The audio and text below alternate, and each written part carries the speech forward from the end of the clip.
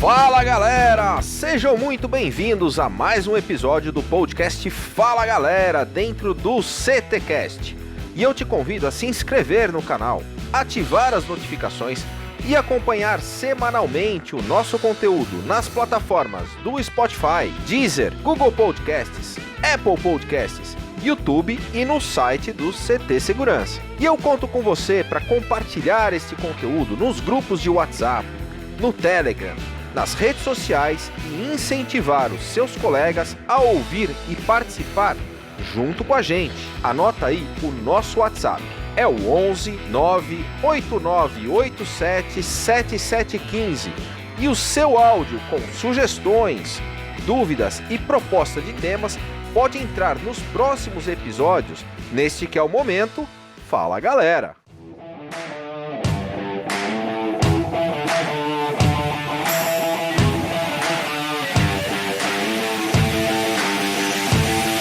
Fala galera!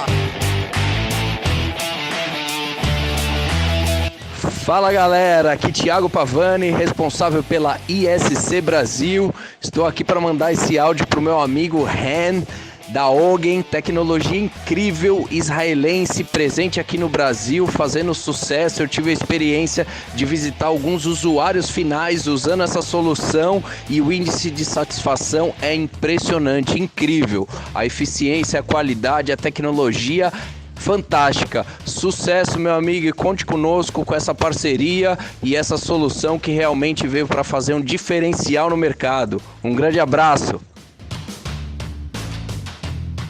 Fala galera, aqui é Ana Barão, passando aqui pelo CTcast para recomendar que todo mundo ouça o podcast do Ren. Ele com certeza vai compartilhar bastante coisa legal, ele tem uma história muito bacana, bem diferente e tenho certeza que quem ouvir não vai se arrepender. Valeu! Fala pessoal, tudo bem? Aqui quem fala é o Maurício Tchatcho da Avantia. Eu já participei do CTcast e é um prazer falar do Ren Harel. A primeira vez que eu conheci foi através da participação dele no nosso Security Talks, ele falando de Israel. Ele é uma pessoa simples, mas com uma bagagem muito grande. E o mais legal de tudo é que a gente, no decorrer da nossa vida profissional, a gente também fez negócio através da Ogen, junto com ele e com o Kleber, com as soluções de radar. Será um prazer ouvi-lo novamente. Um abraço a todos. Bom programa.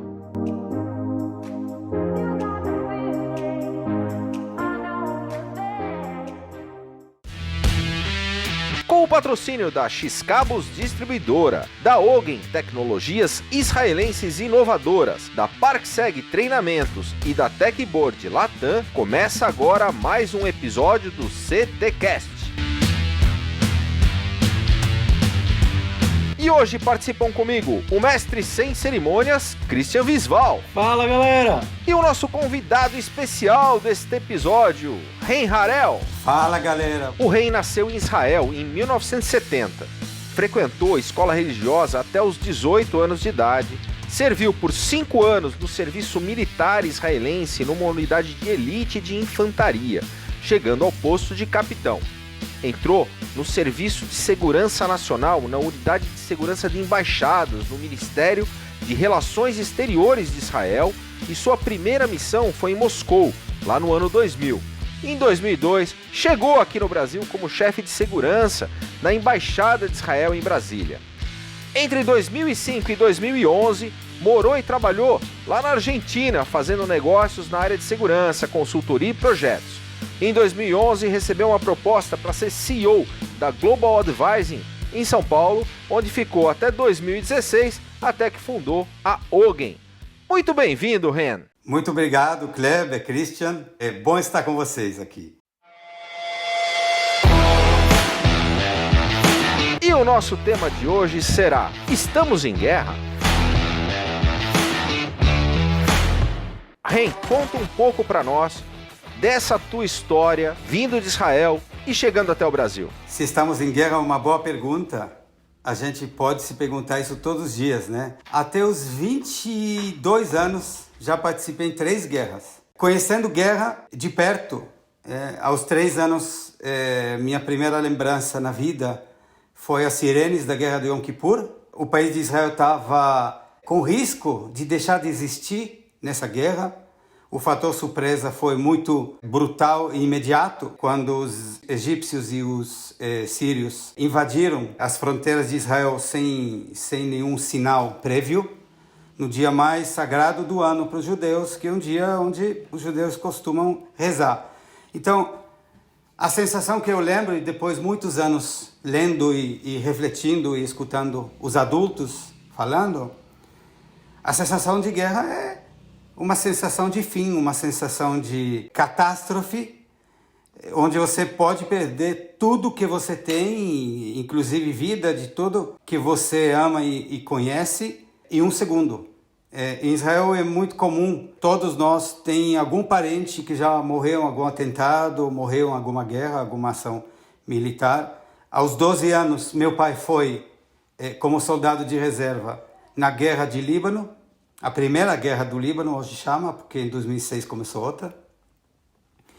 E a gente achou que, obviamente, com toda a tecnologia israelense, com a força aérea sem igual na região, a guerra ia acabar muito rápido. Eu lembro que eu falei para minha mãe, não se preocupa, papai volta em 3 dias. Ele voltou depois de 1 mês, com barba, contando as experiências. Eu tenho certeza que algumas experiências ele não contou, para poupar da gente coisas que a gente não tinha que escutar.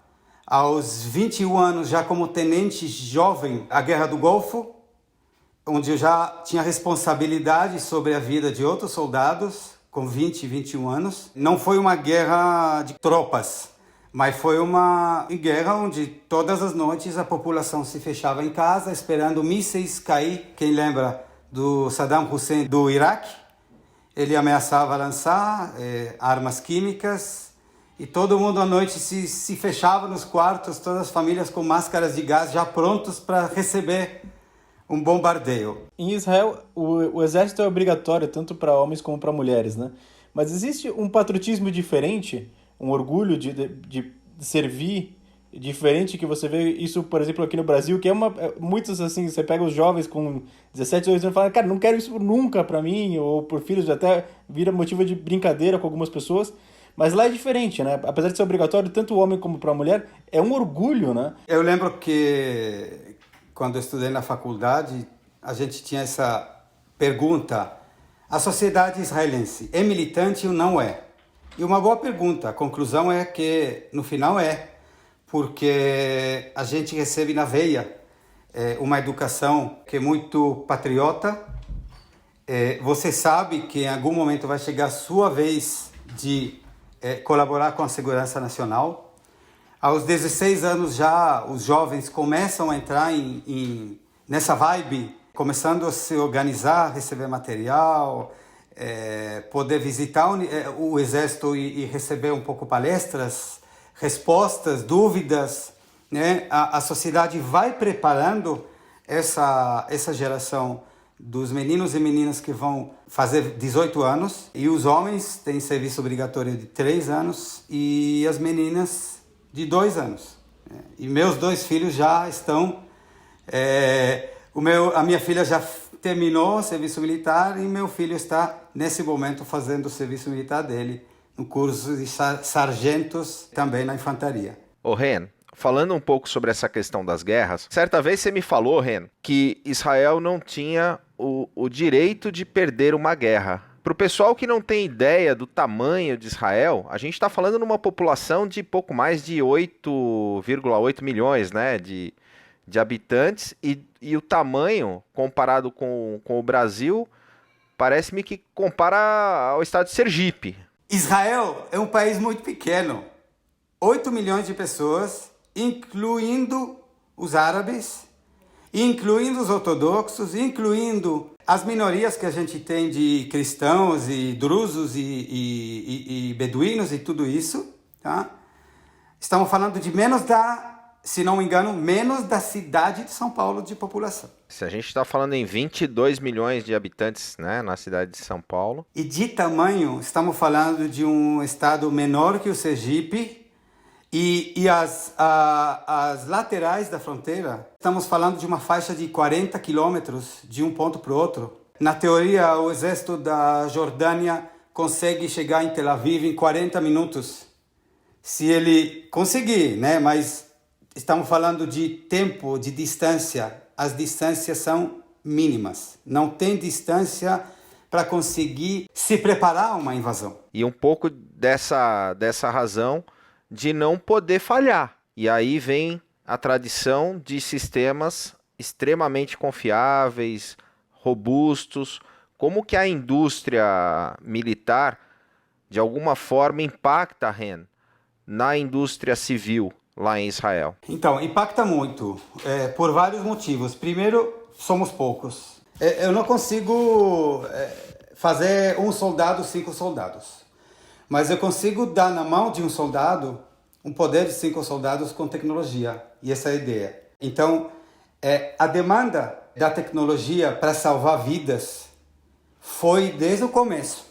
A empresa IAI, que é a indústria israelense aeronáutica, ela começou em 48, junto com a fundação do país. Começou com um galpão para fazer manutenção de aviões. É isso que eles tinham. Não tinha nada, não tinha aviões, não tinha peças, não tinha nada. Mas o primeiro-ministro naquela época, Ben-Gurion, entendeu a importância da tecnologia e ele começou a importar cérebros dos Estados Unidos, da Europa, judeus que fugiram da guerra, os que sobreviveram, obviamente, da Segunda Guerra, com cabeça, com determinação, com muito patriotismo e muito sacrifício, que eles começaram a construir uma força de tecnologia. E, obviamente, como somos uma sociedade extremamente dependente do nosso exército, da nossa força de segurança nacional, você não consegue misturar o exército e o civil em Israel. Então, você um dia é um soldado, no dia seguinte você já é um engenheiro que desenvolve soluções para soldados, e no dia seguinte seu filho utiliza já o armamento, a tecnologia que você desenvolveu, e cada vez mais a exigência aumenta, os riscos aumentam, então é meio que uma evolução natural. Ao longo dos anos Israel sofreu bastante embargos de outros países que não queriam vender armamento para Israel, então Israel tinha que se virar sozinho. Na Guerra de 6 Dias tinha aviões franceses, na Guerra de Yom Kippur já tinha aviões americanos, mas o know-how, a inteligência, o conceito sempre foi israelense. E até hoje, nos aviões que Israel compra dos americanos, por exemplo, o F-35, que é o melhor caça do mundo, você pode ter certeza que todos os sistemas internos, radar, inteligência, câmera, capacete inteligente, todos os sistemas de fogo, de controle, são israelenses, não são americanos. Isso, obviamente, depois volta para a academia volta a ensinar e criar novas gerações de engenheiros e desenvolvedores, e isso já começou a atrair muito investimento, porque Israel, como é, infelizmente, um campo de experimentos na área militar, sempre conseguiu testar e provar, na realidade, toda a tecnologia que tem. E com isso, Israel conseguiu ser um líder absoluto no céu, no Oriente Médio. Hoje, você não vê nenhum país, Líbano, Síria, até Irã, que consegue lutar de igual a igual na questão tecnológica, só que as ameaças nunca acabam. Quando você resolve um problema, aí vem os mísseis, aí vem os túneis, aí vem todo tipo de ameaças, terrorismo, homem-bomba, tem que achar muitas soluções para muitas coisas. E uma coisa, ninguém vai te perdoar, se você errou.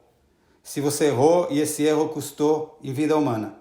Todos os procedimentos estão sempre tentando antecipar vítimas, tentando antecipar custo de vida humana, investindo muito em tecnologia, e muito em procedimentos, e muito em treinamento, e muito em proatividade, e não esperar o risco chegar até você.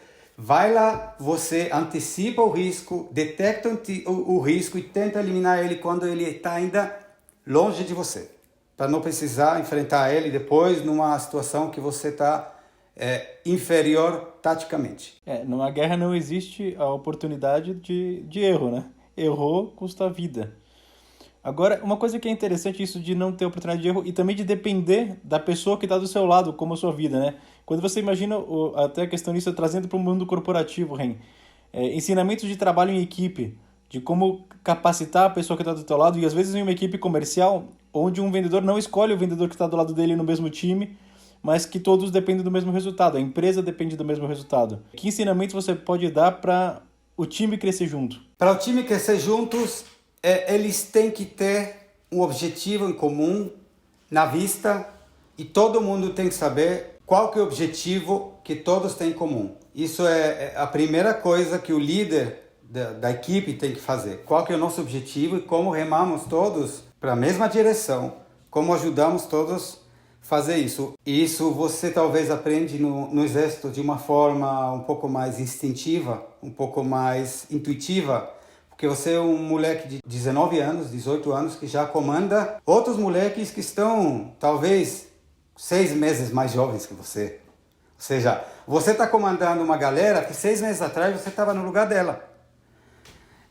E aos 22, 21 anos você já tem responsabilidade sobre um grupo de soldados que a qualquer momento podem estar em situação de risco de vida e alguns não vão voltar, inclusive você. E depois você tem que aprender a falar com os pais e com a família e tudo. Mas voltando para a equipe, eu pessoalmente acredito que tem que deixar as pessoas mostrar uma iniciativa própria e você tem que pegar o melhor de cada um da sua equipe. Só que o seu trabalho é sempre mostrar para eles o objetivo, o target final, para onde a gente quer chegar.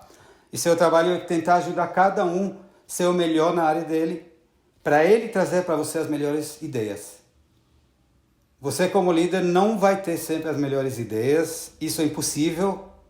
Se você comanda ou gerencia um grupo de 5 pessoas, 10 pessoas, com certeza alguns vão ter melhores ideias que você ao longo do tempo. O importante é saber absorver essas ideias e colocar elas para que todo mundo saia ganhando disso. Todos sabem aqui que eu tive uma experiência de combate que o Kleber Reis atirou a queima-roupa em mim, né? Um produto, um spray nos meus olhos, e foi realmente uma experiência de combate que eu venci, né? Então eu posso dizer que numa primeira batalha eu posso dizer que eu venci. Mas como você traz isso para o mundo corporativo? O que você trabalhou lá de ok, não posso perder uma batalha, mas também não posso perder uma batalha como empresa, até com equipe, com metas, olhar para um concorrente e falar, pede para sair porque aqui você não vai ganhar não. Como que você traz esses ensinamentos que você aprendeu nessas 3 guerras de vida para o trabalho da Ogen? Eu acho que assim, se tem uma coisa que eu não vi nada funcionando melhor na vida militar e na vida corporativa, é o exemplo pessoal. Ensinar por exemplo. Quando você ensina por exemplo, você meio que marca o caminho para os outros, eles olham para você e entendem o que tem que fazer. Quando você fala para todo mundo o que tem que fazer, ele vai olhar para você e vai perguntar, será que ele faz tudo o que ele fala que tem que fazer? A maioria dos líderes que gostam de falar geralmente não faz. Agora, se você é um líder que primeiro corre, primeiro mostra para onde vai, e nisso o exército israelense é muito diferente que os outros exércitos do mundo. O chefe vai primeiro e não manda os outros na frente dele.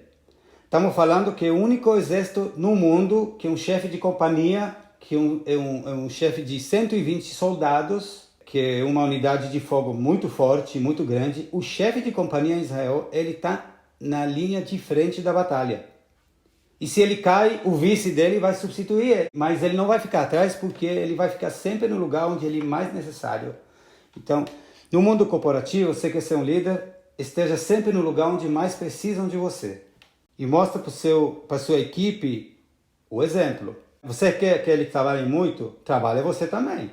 Não adianta ficar numa praia mandando todo mundo trabalhar, porque você é o chefe. O discurso convence, mas o exemplo arrasta, né, Ren? Exato. E eu acho que as pessoas, no final, depois de um tempo, elas vão entender se você é uma fraude ou você é um líder de verdade. E a questão do mostrar, fazer, me lembra um pouco do mergulho, quando a gente faz uma instrução de uma atividade, de um exercício. Não basta a gente falar para o aluno como deve fazer, a gente demonstra que a gente sabe fazer, que a gente consegue fazer e que é simples de fazer aos olhos do aluno para que ele possa repetir. E falando no mergulho, eu vou puxar já o nosso primeiro momento, mergulhando no conhecimento. Ren, a indicação de um livro, ou um filme, ou um documentário que você possa indicar para os nossos ouvintes. Legal, então eu pensei muito o que eu posso recomendar, e eu acho que o livro mais interessante que eu li nos últimos anos e mais importante é o livro Sapiens. É um livro muito famoso, o escritor israelense também, Yuval Noah Harari, e o que ele faz é o que é sempre bom, conseguir ser genial e simples ao mesmo tempo. Ele faz um resumo, como começamos, mais ou menos sabemos a história, mas ele escreve isso de uma forma muito legal, numa atitude, de um ângulo muito particular, e isso ajuda muito a gente conectar os pontos de tudo que a gente sabe para tentar melhorar o nosso futuro. Se a gente entende melhor a nossa história, talvez a gente consiga planejar melhor o nosso futuro. Eu espero que seja assim. Aliás, eu li um artigo dele, que ele escreveu no começo da pandemia para o The New York Times, que é sensacional. A linha de raciocínio dele, a clareza de propósito, traz realmente a gente para reflexão. É simplesmente sensacional. Eu só não conseguia falar o sobrenome dele. Eu falava Yuval.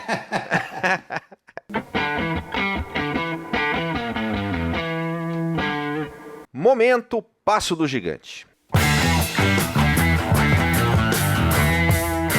Ren, Passo do Gigante no mergulho é quando a gente enfrenta os nossos medos e temos a coragem de dar o passo para entrarmos na água, darmos o nosso passo do gigante.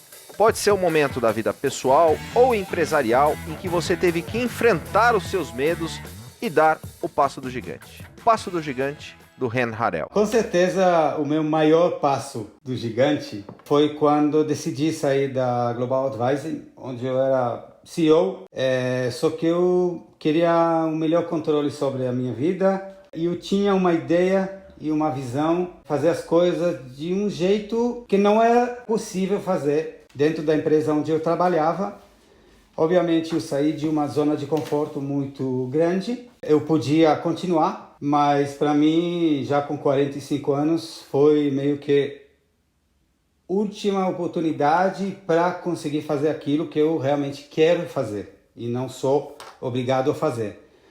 E nisso foi a criação da Ogen, com a ideia de trazer tecnologias aqui no Brasil, onde a gente achava que fazia falta. Foi um passo que precisava de muita coragem. Obviamente eu falei com a minha família, falei com meus amigos e não foi fácil tomar essa decisão, mas estou feliz de pelo menos enfrentar esses medos e incertezas e pular na água e mergulhar, e quando acabou o oxigênio você sobe um pouco, respiram fundo e baixam de novo para mergulhar, mas mergulhando com tudo. O conteúdo do nosso podcast é 100% gratuito. E para continuarmos essa missão, contamos com pessoas como você. Te convido a conhecer o CT Segurança e fazer parte desse time. Acesse ctsegurança.com.br e por menos de R$1 por dia tem acesso a conteúdos exclusivos, treinamentos, descontos no clube de benefícios e acesso ao primeiro coworking dedicado ao mundo da segurança. Ô Ren, quando a gente fala em Israel, muita gente pensa na questão de Jerusalém, vem com o aspecto, o olhar religioso. Mas a gente sabe que Tel Aviv hoje é um dos maiores centros no mundo de desenvolvimento de tecnologia. Tanto que Israel hoje é considerada uma Startup Nation.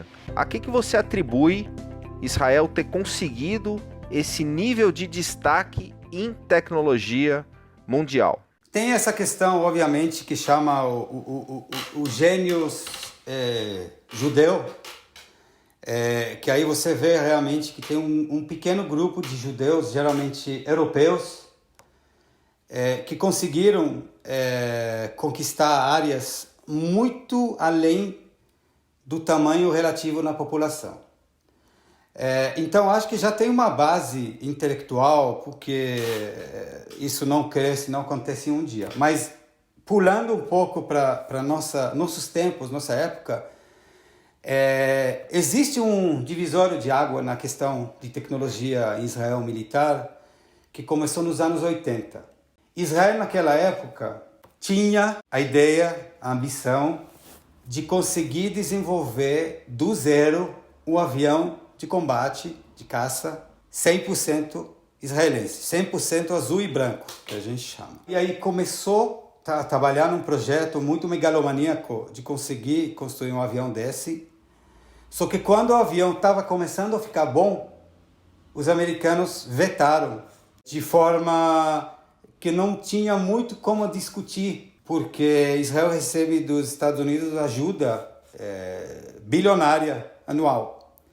E se você fala para os americanos, tá bom, não, fiquem com o dinheiro que a gente constrói nosso avião, acho que a conta não ia fechar. Então Israel preferiu encerrar esse projeto e continuar comprando a linha de aviões americanos. Só que você encerra um projeto desse com 2.000 ou 3.000 engenheiros, todos top de linha, já com experiência de como desenvolver um avião de caça, que com certeza é a tecnologia mais superior que existe. E o que você agora faz com eles? Todos esses engenheiros foram para o mercado agora, cheios de know-how e cheios de ideia, explodindo de ideias, e dizem que esse foi o primeiro boom de startup de Israel, que começou, obviamente, em cima de uma base, mas aquilo foi o Big Bang da tecnologia israelense. Nos anos 90 já começou a ser evidente que Israel, apesar de ser um país muito pequeno, ele é um polo de desenvolvimento de tecnologias a nível mundial.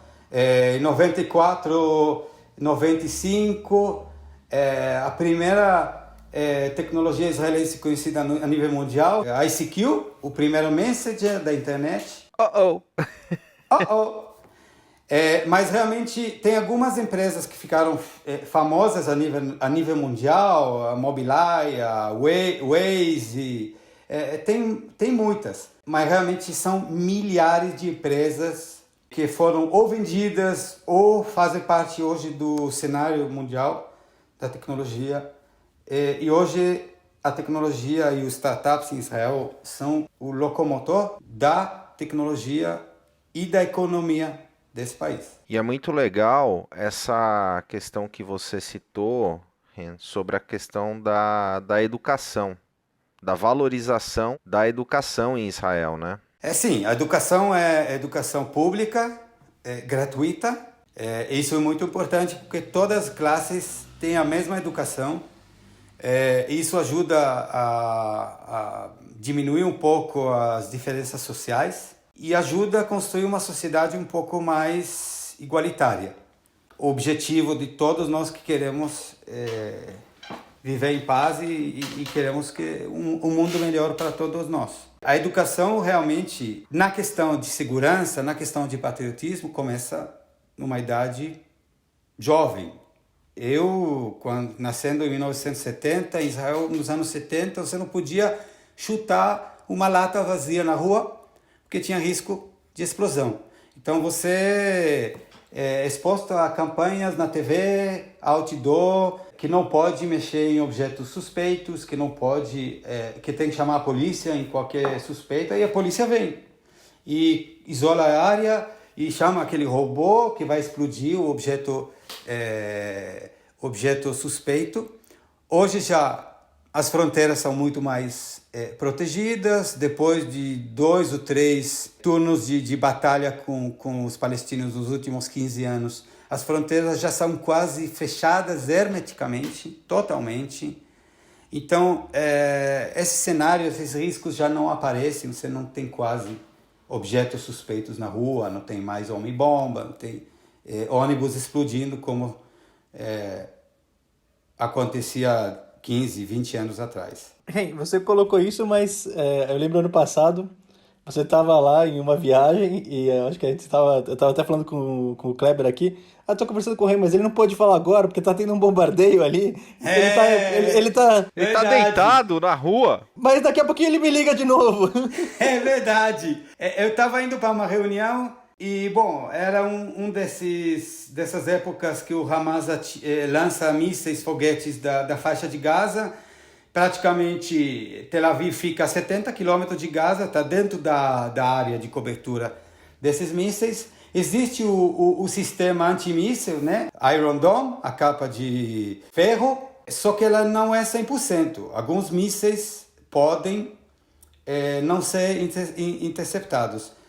No meu caso, eu escutei a sirene, todos os carros na rua parando. Eu sou mais brasileiro já que israelense, não sabia o que fazer. Aí eu vejo todo mundo descendo do carro, eu desci do carro, deitando no asfalto, e aí você vê na altura 2 interceptações acima de você.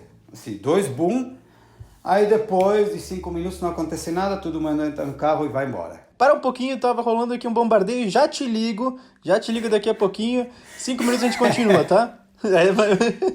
A gente já passou de tudo, realmente, então acho que as pessoas estão acostumadas, mas, sabe, risco é uma coisa muito relativa. E também eu descobri que é muito geográfica. Porque quando eu vou lá para Israel, falo com meus amigos, eles falam, mas você, rapaz, você tá louco? O que tá fazendo no Brasil? Lá é perigoso. Não é muito perigoso? Quando eu falo que ando de carro blindado, eles falam, mas você é o chefe da máfia? Eu falo, não, aqui é muito comum todo mundo andar de carro blindado. E eles falam, você é louco, que perigoso, o Brasil é perigoso. Então, aí eu tenho que explicar para cada um. Mas enfim, a pergunta não foi se estamos em guerra? Então, eu sei uma coisa.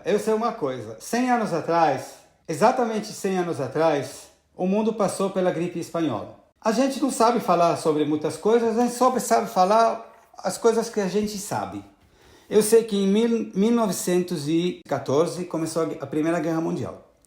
Em 1918 já começou a gripe espanhola.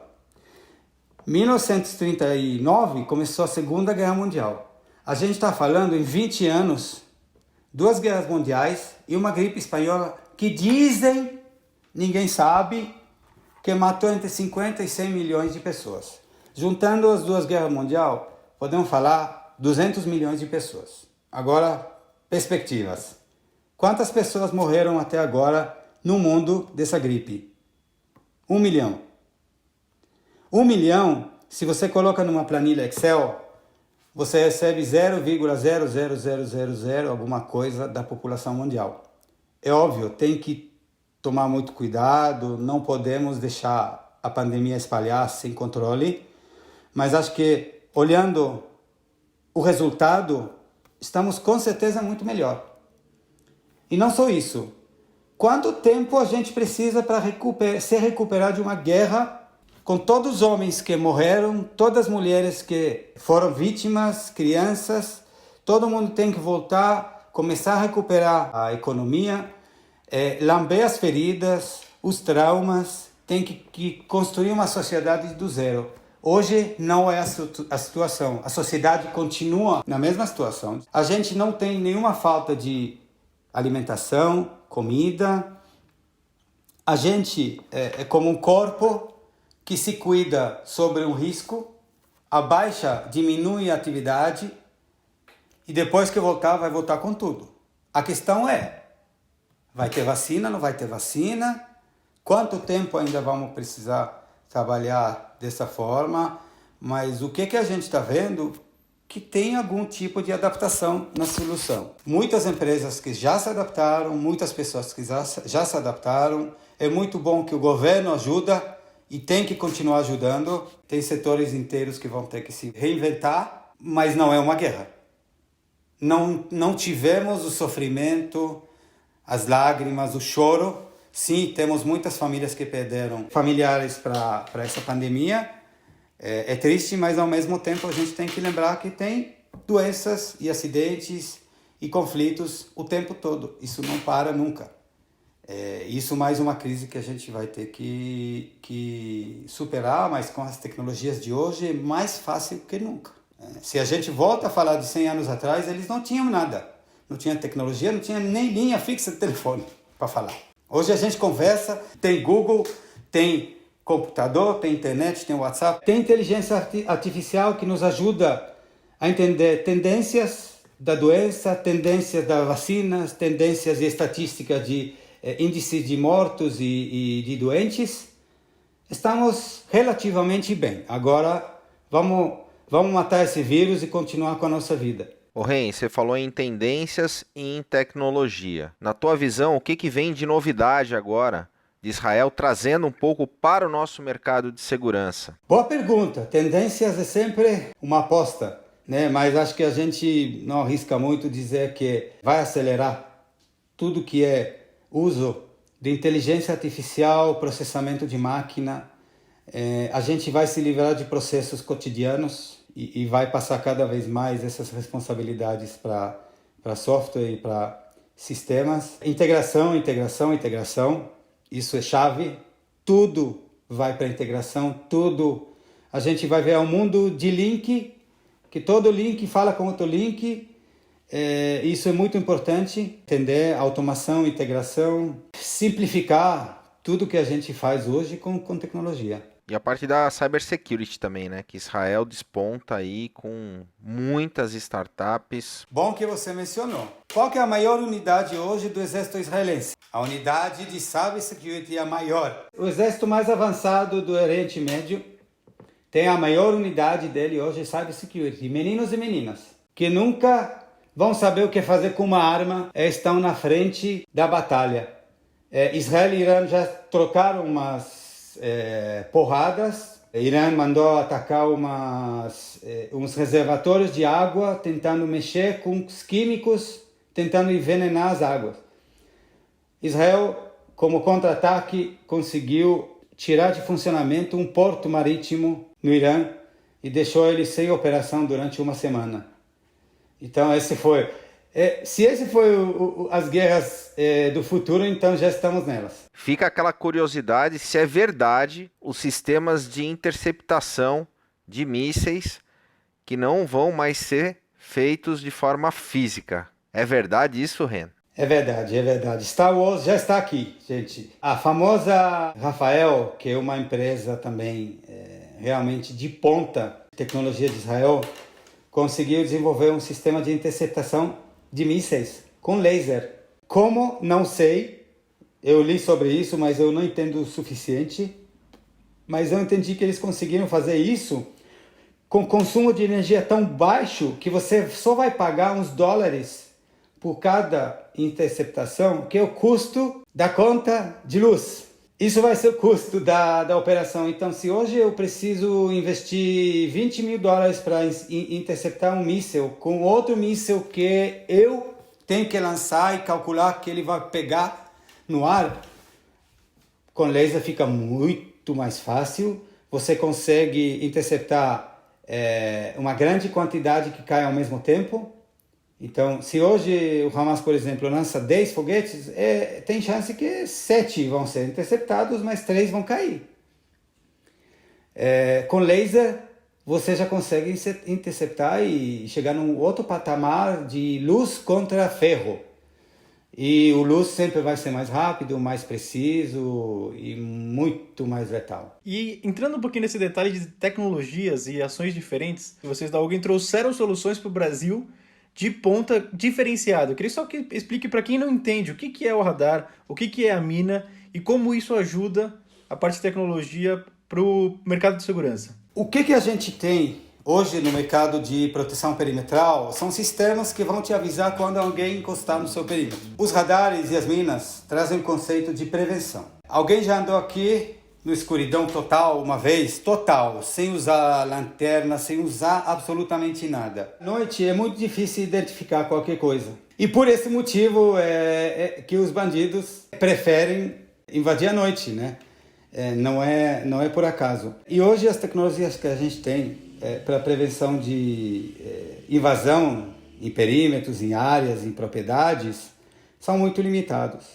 O radar traz o conceito militar israelense que diz: eu não quero enfrentar o problema quando ele estiver aqui. Eu quero detectar o problema quando ele ainda está em movimento, antes de chegar. Quando eu detecto que ele está vindo, ele nem vai saber que eu já detectei, mas eu já tomei as medidas preventivas. Tá?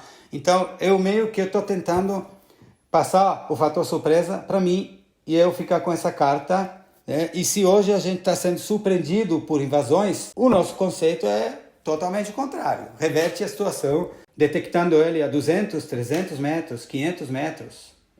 Temos radar que detecta um veículo a 1.000 metros. Se você tem um campo, por exemplo, uma fazenda, você dorme lá, ou você tem uma área remota, se você detecta que foi invadido quando arrombaram a sua porta, não vai dar nem tempo para ligar para a polícia. E até a polícia chegar, já perdeu.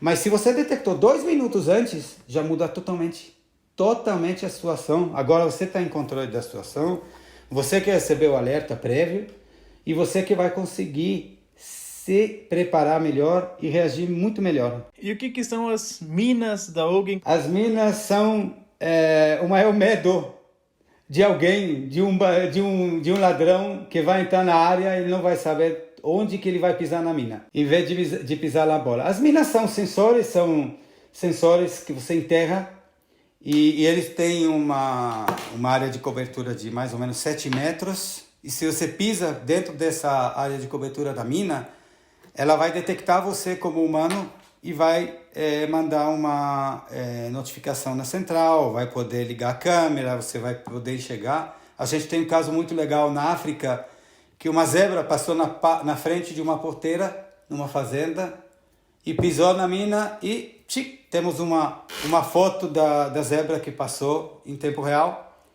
É uma solução que pode ficar anos e anos enterrada, consome muito pouco de energia, então você consegue instalar ela em mata fechada, você consegue instalar ela em área de vegetação, você consegue instalar ela em pontos estratégicos, e agora você também consegue trabalhar com ela sem fio. Você enterra a mina em algum lugar, deixa um radiozinho pequeno com ela, e ela já vai avisar para você quando alguém pisar nessa área. Isso também é uma coisa muito boa, porque hoje não tem como resolver situações como essa. Você sempre pode colocar uma câmera, mas a câmera ela não é boa como sensor, ela é boa para visualizar. Como sensor, ela não vai fazer esse trabalho. Mergulhando de cabeça. Quando a gente fala que a gente vai mergulhar de cabeça, é que a gente vai fazer de verdade, com todas as nossas energias. Pode ser um projeto pessoal, um hobby, mas fora do trabalho, o que o REN mergulha de cabeça? Assim, eu tenho 2 paixões fora do trabalho: ler e música. Música eu fiz um pouco durante os anos, um pouco bateria, um pouco violão. Comecei a tocar clarinete aos 6 anos, toquei em bandas de casamentos, toquei em eventos. Clarinete em Israel é um instrumento muito judeu, como meu pai costuma dizer. Ele gostava muito, eu menos, né? Mas um dia eu quero mergulhar de cabeça e realmente me dedicar para escrever livros. Isso realmente seria para mim uma grande conquista, que seria além da conquista profissional. Quem quiser entrar em contato com vocês, conhecer mais a solução, faz como? Ogen.com, OGUEN.com. Toda a informação está lá. Temos muito material, muitos vídeos, cases no Brasil, cases de sucesso, vídeos interessantes, inclusive radar que já pegou onça à noite, aqui perto de São Paulo. Os moradores do condomínio nem sabiam que tinha onça na região. Então funciona bem. REN, muito obrigado pela sua participação, foi incrível. E eu encontro vocês na próxima semana no Fala, galera!